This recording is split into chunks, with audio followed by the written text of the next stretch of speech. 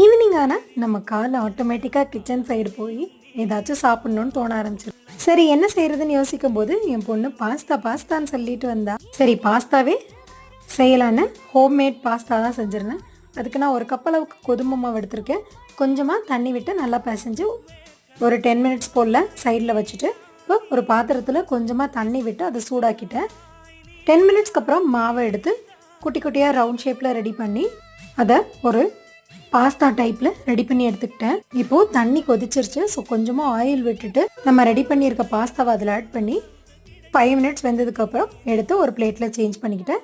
இப்போ ஒரு கடாயில் கொஞ்சமாக ஆயில் விட்டு ஒரு வெங்காயம் ஒரு தக்காளி பேஸ்ட் மாதிரி அரைச்சி அதில் சேர்த்துட்டு 1 ஸ்பூன் அளவுக்கு மிளகாய்த்தூள் 1 ஸ்பூன் அளவுக்கு மல்லித்தூள் சேர்த்துட்டு கொஞ்சமாக பாஸ்தா சாஸ் ஆட் பண்ணிவிட்டு தேவையான அளவு சால்ட் ஆட் பண்ணிவிட்டு இப்போ நம்ம ரெடி பண்ணி வச்சுருக்க பாஸ்தாவை அதில் ஆட் பண்ணால் சூப்பரான எம்மியான பாஸ்தா ரெடி. அதில் மேலே சீஸ்